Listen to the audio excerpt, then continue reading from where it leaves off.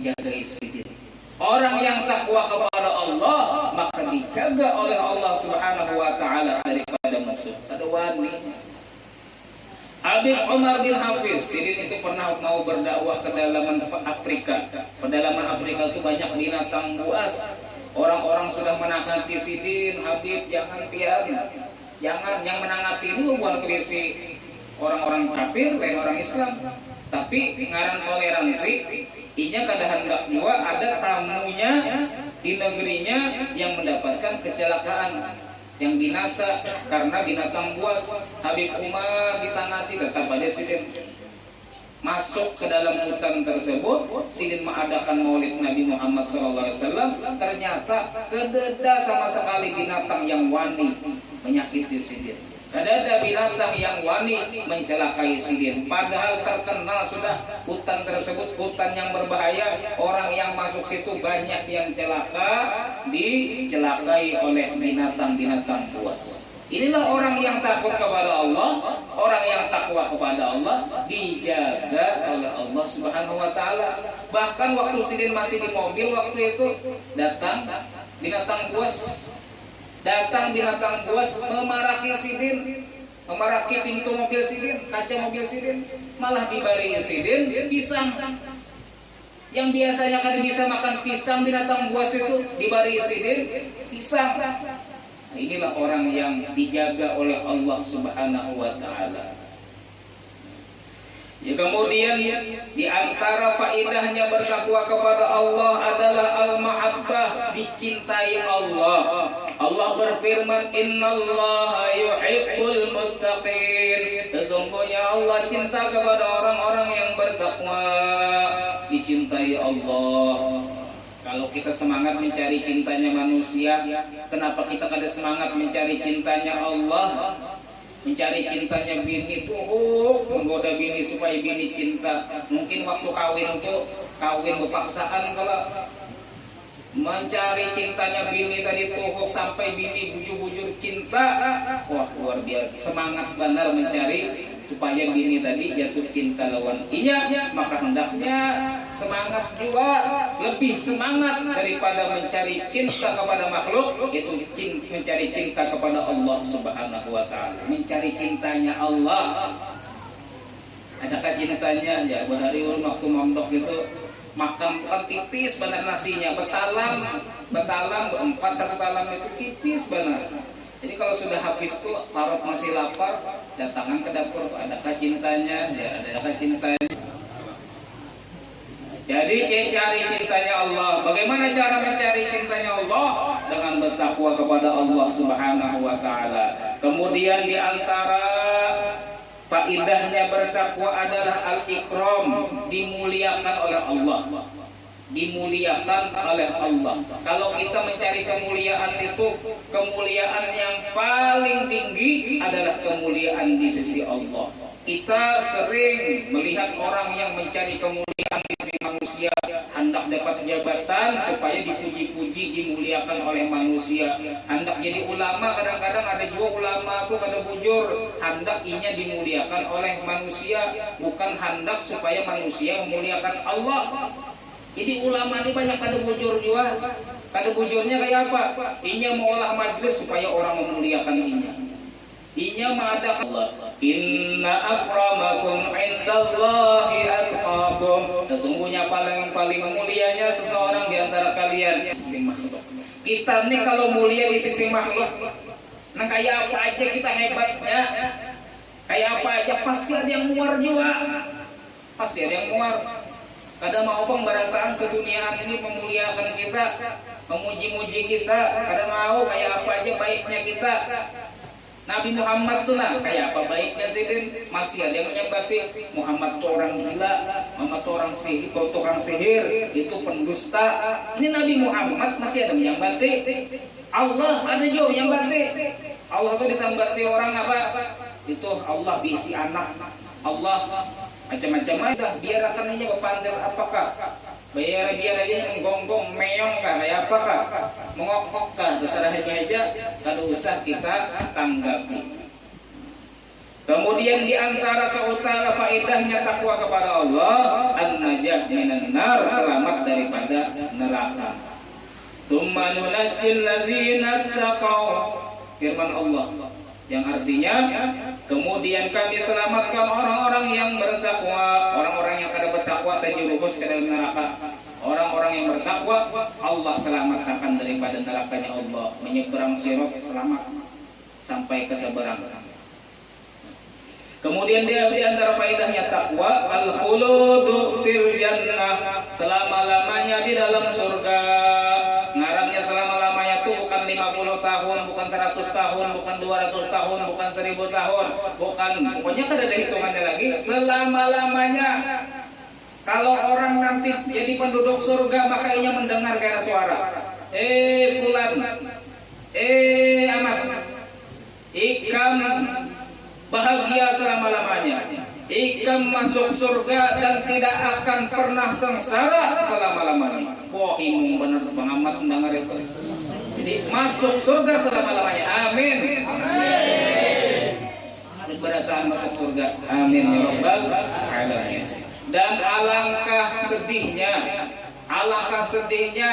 alangkah menyesalnya orang yang ketika di akhirat nanti mendengar suara, fulan, engkau celaka dan engkau masuk neraka dan engkau tidak akan pernah selamat selama-lamanya. Engkau tidak akan pernah bahagia selama-lamanya. Ini orang-orang yang kafir kepada Allah Subhanahu wa taala. Mendengar itu terpikir langsung umat kada ada ampihnya di neraka, selalu disiksa oleh Allah Subhanahu wa taala. Di neraka tadi bukan 50 tahun, bukan 100, bukan 200 tahun, bukan 1000 tahun, selama-lamanya. Bayangkan tuh. Makanya jaga iman kita bujur-bujur nih, jangan sampai keluar daripada Islam. Jaga bujur-bujur Islam kita, iman kita, supaya kada sampai kekal di neraka. Kalau sampai kekal di neraka, mau menyesal luar biasa. Kada ada tuntungnya lagi penyesalan sudah. Kada ada waktunya lagi, kada ada batas waktu di neraka tuh selama-lamanya. Alhamdulillah kita dijadikan oleh Allah orang-orang Islam. Disyukuri nikmat Islam ini dengan apa? Bujur-bujur menggawi ibadah kepada Allah, menjauhi larangan-larangan Allah, yaitu dikumpulkan dengan kalimat takwa, mengerjakan perintah Allah, menjauhi larangan Allah. Itu diantaranya faedah-faedah takwa, dan masih banyak lagi yang lainnya. Dan Allah berfirman, wa may yattaqillaha yaj'al lahu makhraja. Barang siapa yang bertakwa kepada Allah, maka Allah jadikan baginya jalan keluar bagi setiap urusan yang dia dapatkan. Ini satu lagi faedahnya yang disebutkan. Orang yang bertakwa kepada Allah, maka akan Allah berikan dia jalan keluar daripada segala kesedihan.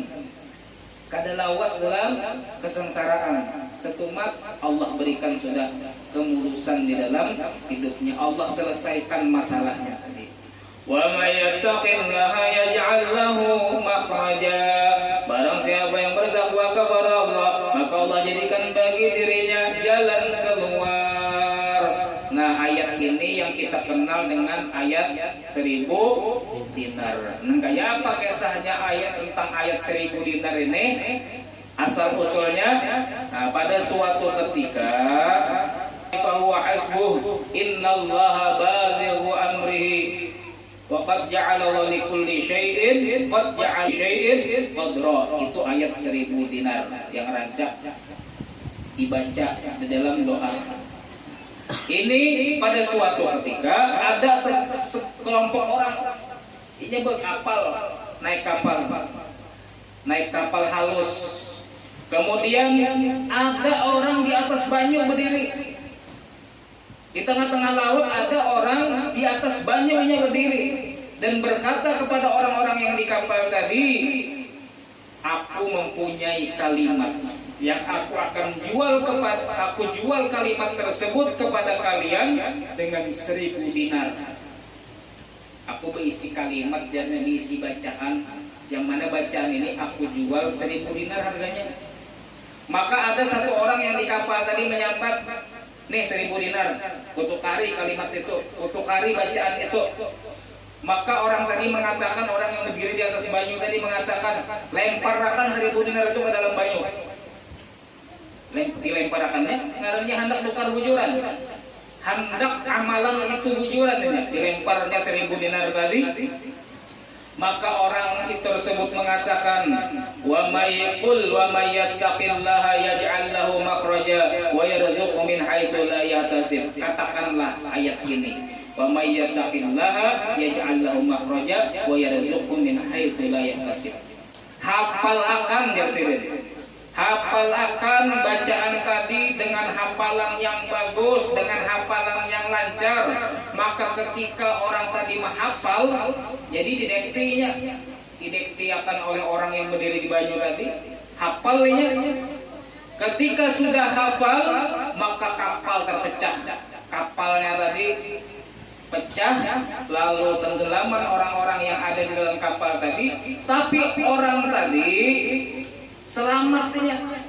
Selamat kenapa? Ada satu kayu yang menyelamatkannya dengan izin Allah Subhanahu wa taala. Jadi inya ini diselamatkan oleh Allah Subhanahu wa taala berkat inya membaca ayat tadi. Allah keluarkan dia daripada masalahnya. Kemudian kayu tadi dihantam oleh ombak, dibawa oleh ombak sampai ke satu pulau kecil. Sampai ke pulau kecil. Di dalam pulau kecil-kecil tersebut kemudian orang tadi bertemu dengan seorang perempuan yang cantik. Kemudian dia bertanya kepada perempuan yang cantik tadi, bahwasanya engkau ini dari mana? Kenapa engkau bisa sendirian di sini? Maka perempuan tadi mengatakan, aku daripada kota sana. Dan saya di sini, saya diasingkan karena saya membuat suatu kesalahan. Kemudian saya diasingkan di dalam pulau kecil ini. Karena orang bahari itu ada hukumannya kalau inya berbuat salah, diasingkan, diandak di pulau kecil sehingga inya kada kawan sama sekali di situ. Kada ada yang menolongnya sama sekali di tempat itu. Maka kata orang perempuan yang cantik tadi, setiap hari aku di sini melihat jin muncul di laut. Ini kan di pulau kecil, tapi setiap hari ini melihat ada jin muncul di atas laut tersebut. Dan jin tersebut mengajak kepadaku untuk berbuat zina, namun Allah Subhanahu wa taala menjaga diriku sehingga aku tidak memenuhi ajakan orang tersebut. Jin tersebut, jin itu kan bisa berbentuk dengan bentuk manusia dan ini bisa berzina lawan manusia. Kadang mau perempuan ini setiap diajak oleh jin untuk berbuat zina.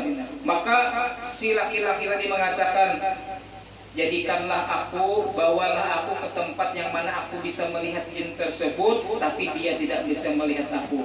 Maka binian tadi membawa lakian tadi ke tempat yang mana inya bisa melihat jin tersebut dan jin kada bisa melihatnya.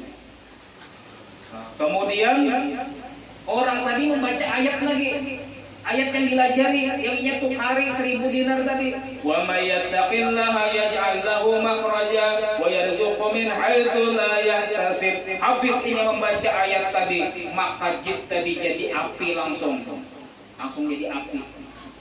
Maka perempuan tadi bahagia dengan melihat hal tersebut. Maka perempuan tersebut mengajak laki-laki itu masuk ke dalam sebuah goa, yang mana di dalam goa tersebut ada permata-permata dan berlian-berlian yang sangat banyak. Kemudian ketika mereka dalam goa tersebut sangat takjub melihat berlian dan permata yang banyak, lewatlah ada kapal lewat, yang mana kapal tersebut diisyaratkan oleh mereka, sini kapal. Berdua perempuan dalam binian tadi, lakian dalam binian tadi mengiau kapal tadi, dan kapal tadi pun datang kepada mereka, menuju kepada mereka, dan mereka mengambil daripada permata-permata dan berlian-berlian yang sangat banyak tadi, dan mereka bawa pulang.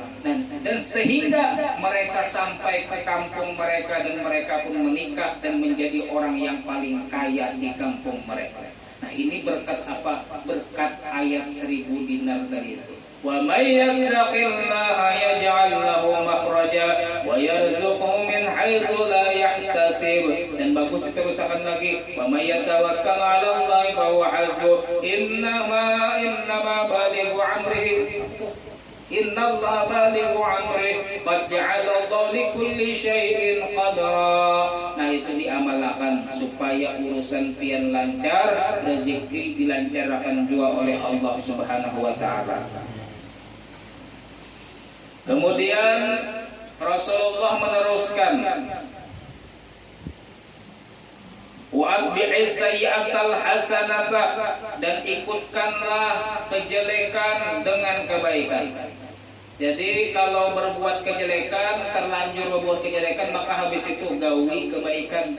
Tamhuha, maka kebaikan itu menghapus akan kejelekan. Kalau setelah berbuat kejelekan kemudian habis itu berbuat kebaikan, maka kejelekan tadi dihapus oleh kebaikan itu. Kalau pian kena menggawi dosa-dosa kecil, habis itu pian menggawi menggawi kebaikan, maka kebaikan tadi bisa menjadi penebus dosa-dosa kecil pian tadi, sehingga dihapus oleh malaikat catatan yang di dalam catatan amal. Ini ketika pian sudah melakukan dosa tadi selama 6 jam lewat. Karena kalau kita berbuat dosa, itu kalau sebelum 6 jam, itu masih belum dicatat dalam catatan amal. Belum dicatat dalam catatan amal.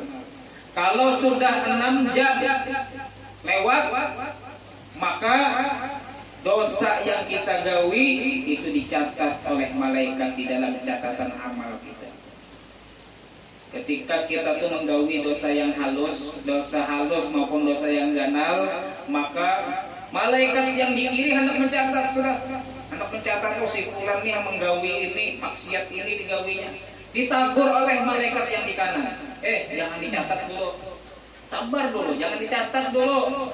Tungguinya kalau sudah 6 jam kena hanya dicatat kalau inya hendak bertobat lawan Allah Subhanahu wa taala. Kalau inya hendak minta ampun lawan Allah Subhanahu wa taala, jangan dicatat dulu. Jadi malaikat yang di kiri tadi kada hendak mencatat.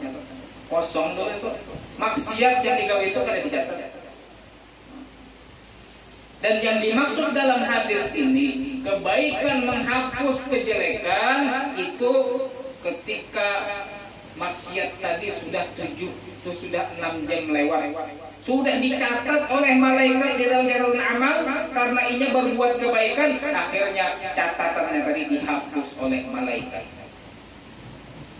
Jadi ketika kita terlanjur berbuat jelek, cepat-cepatlah kita untuk berbuat kebaikan-kebaikan agar dapat menghapus kejelekan-kejelekan tadi.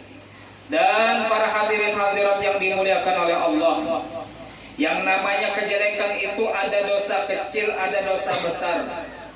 Ada dosa kecil, ada dosa besar. Kalau dosa kecil, maka dengan cara kita berbuat amalan, misal berzikir, baca Quran, atau berpuasa, atau mengerjakan sholat sunnah, maka itu dapat menghapus dosa-dosa kita yang kecil-kecil yang sebelumnya. Dan adapun apabila yang kita lakukan dosa besar, maka caranya agar diampuni oleh Allah adalah dengan bertaubat kepada Allah dengan sungguh-sungguh. Jadi beda ini antara dosa kecil lawan dosa besar. Kalau dosa kecil bisa diampuni dengan amalan-amalan baik kita. Misalnya nih siang tadi ada tegawi apakah maksudnya hadir kita di majelis malam ini, maka hadirnya kita di majelis malam ini menghapus dosa-dosa yang kita gawi tadi daripada dosa-dosa kecil. Kalau dosa besar yang kita gawi, maka caranya bertaubat kepada Allah. Ya Allah, ulun minta ampun, Allah ulun bertobat, ulun tidak akan lagi melakukan dosa tersebut ya Allah. Ini kalau dosanya dosa besar. Dan kemudian para hadirin hadirat yang dimuliakan oleh Allah, ada seorang laki-laki yang bernama Nabhan At-Tammar radhiyallahu anhu. Beliau ini mempunyai toko, yang mana toko tersebut menjual kurma. Maka kemudian ada seorang perempuan yang ingin membeli kurma kepada laki-laki tersebut yang bernama Nabhan At-Tammar. Maka laki-laki ini tertarik dengan perempuan tersebut dan dia mencari cara untuk menggoda perempuan tersebut, dan dia mengatakan itu di dalam itu ada kurma yang lebih bagus lagi di dalam toko. Padahal akal-akalannya aja supaya binian tadi masuk. Maka binian tadi pun karena rasa curiganya, binian tadi masuk ke dalam tokonya sehingga tidak ada lagi orang yang melihat, maka keduanya pun melakukan hal yang dilarang oleh Allah, yaitu melakukan berpelukan dan berciuman di tempat tersebut, namun tidak sampai melakukan perbuatan zina. Kemudian orang ini menyesal. Dia menyesal, minta ampun kepada Allah dan datang kepada Rasulullah SAW.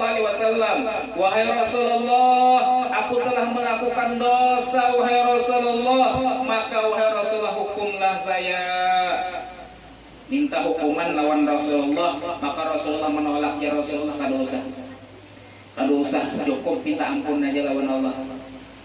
Maka Sayyidina Umar mengatakan, laqad satarakallah law satarta nafsak. Tadi muka-muka aib ikam itu aib ikam minta ampun aja lawan Allah. Allah sudah menutupi aib ikam, jangan dibuka-buka. Kalau ikam menutup aib ikam, maka Allah menutup aib ikam.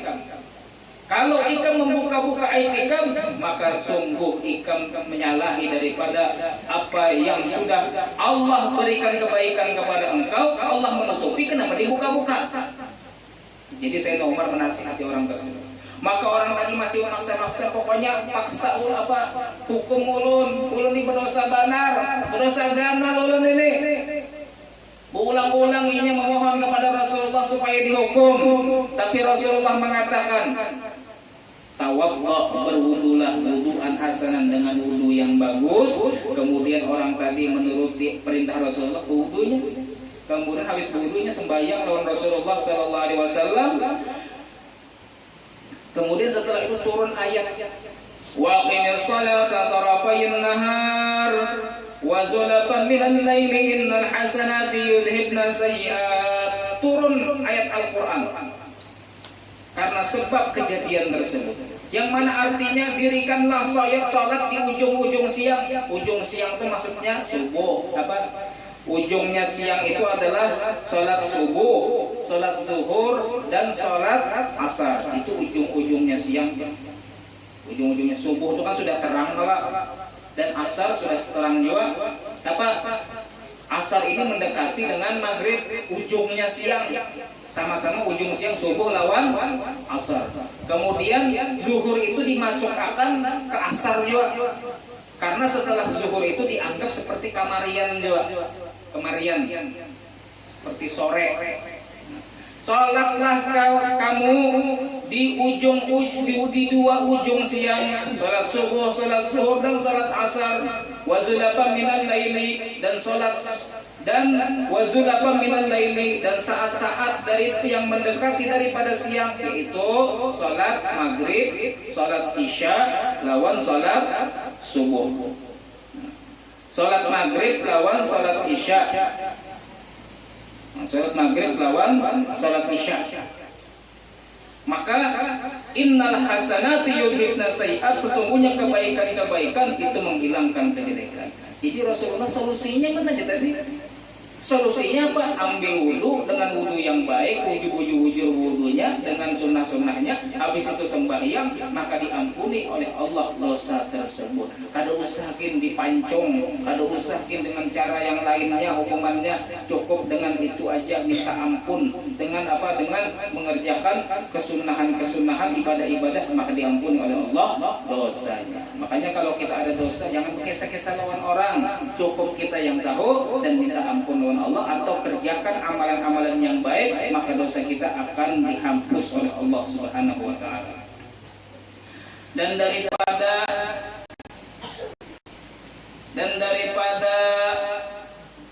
hal-hal atau amalan-amalan yang bisa menghapus dosa adalah mengucapkan la ilaha illallah. Mengucapkan la ilaha illallah. Disebutkan dalam sebuah riwayat bahwasanya hamba apabila mengatakan la ilaha illallah, maka bacaan la ilaha illallah tadi akan datang kepada catatan amalnya. Ini ulun gambarkan kalian supaya paham. Bacaan la ilaha illallah tadi akan datang ke catatan amalnya. Contoh ini catatan amal. Catatan amal ini ada catatan jelek, catatan baik, catatan jelek. Maka bacaan la ilaha illallah tadi melewati catatan dosa-dosa, maka catatan dosa-dosa tadi oleh la ilaha illallah tadi terhapus berataan catatannya. Terhapus sampai bacaan la ilaha illallah ini menamui amalan soleh yang sama dengan amalan soleh tersebut, hanya ia memandang di situ catatan la ilaha illallah tadi. Pahala la ilaha illallah tadi bandak di situ. Jadi yang di sini dilewati tadi dihapus oleh Allah berataan dosa-dosanya. Catatannya dihapus juga oleh Allah Subhanahu wa taala. Maka utama benar nih mengucapkan la ilaha illallah menjadi amalan kita sehari-hari. Jangan ditinggal mengucapkan la ilaha illallah, dan itu juga akan mempermudah kita untuk mengucapkan la ilaha illallah ketika kita wafat nantinya. Kemudian dikatakan juga dalam sebuah hadis, man qala la ilaha illallah thalatha marrat fi yaumi kanat lahu kafaratun li kulli dzambin asabahu fi dzalikal yaum. Barang siapa mengucapkan la ilaha illallah 3 kali dalam sehari, maka bacaan tersebut menjadi, diringkas-ringkas saja supaya cepat tuntung. Kemudian Rasulullah meneruskan, wa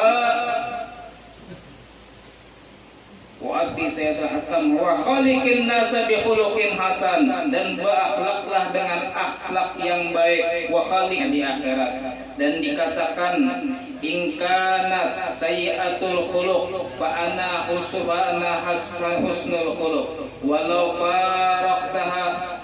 faraqta sirtu mislaha wa ma'a hadza akhafu alla yumsikaha ahadun ghairi li su'i khuluqi. Dan diceritakan bahwasanya ada seseorang datang kepada Sayyidina Umar mengadukan akhlak istrinya yang jelek. Maka orang tersebut berhenti di pintunya Sayyidina Umar. Maka dia mendengar ternyata Sayyidina Umar ini dimarahi oleh istrinya, dan Sayyidina Umar pun diam, tidak membalas sama sekali dengan marah. Amirul Mukminin, idza kana hadza hal Amirul Mukminin kaifa hali. Jika Amirul Mukminin aja seperti itu dimarahi oleh istrinya, maka bagaimana dengan aku? Kata orang tersebut berbicara sendiri. Maka Amirul Mukminin mengatakan,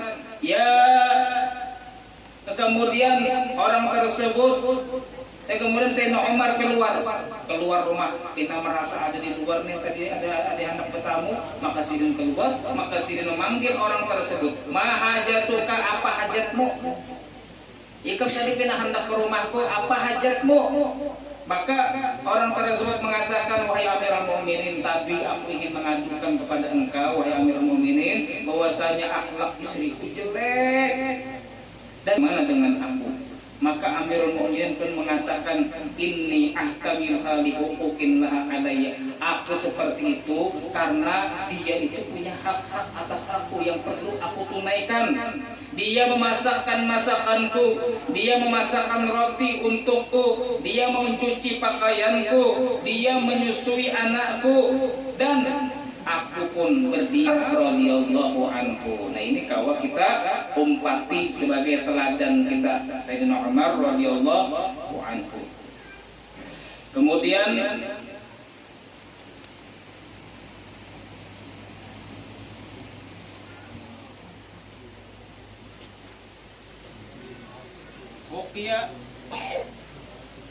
diceritakan annahu kana li Syaqiq al-Balkhi rahmatullah alaihi imra'atun sayyi'atul khuluq. Ada seorang yang bernama Syaqiq al-Balkhi yang mana dia mempunyai istri yang jelek, akhlaknya kada baik. Padahal Syaqiq al-Balkhi ini seorang yang soleh. Maka dikatakan kepada Syaqiq al-Balkhi, ala tufarikuha, kada dicerai aja kah bini ikam tuh jelek benar, pokoknya orang sudah tahu perasaan. Wahia tuzika bisu'i khulqika, sedangkan dia itu akhlaknya kada baik.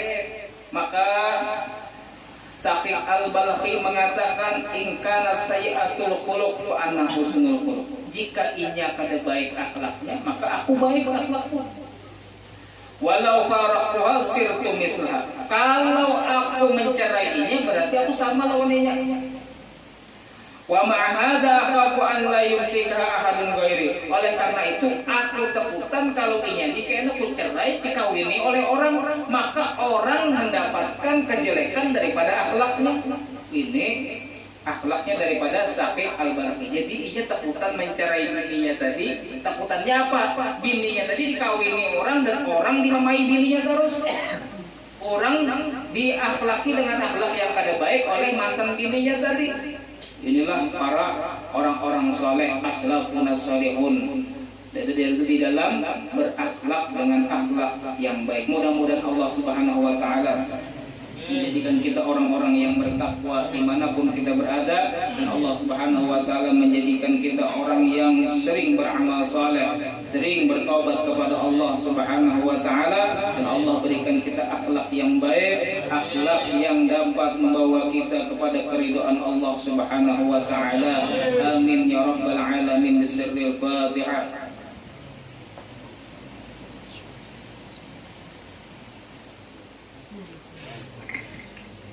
Mohon doa bacaan Fatihah. Dengan bacaan Fatihah tersebut kita harapkan kesembuhan bagi Bapak Muhammad Saleh bin Mukhtar. Al-Fatihah. Bismillahirrahmanirrahim.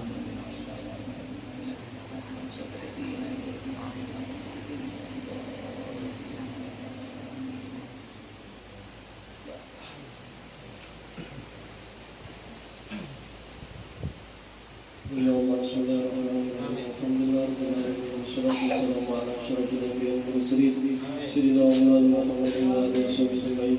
Allahumma inna nas'aluka ziyadatan fid din wa barakatan fil amri wa sihhatan fil jasad wa siyadatan fil rizqi wa tawbatan qabla al-maut wa rahmatan 'inda al-maut wa maghfiratan 'ala al-maut wa 'afwan 'inda al-hisab wa amanan min al-'adab wa nasiban min al-jannah warzuqna an-nadhira wajhika al-karim.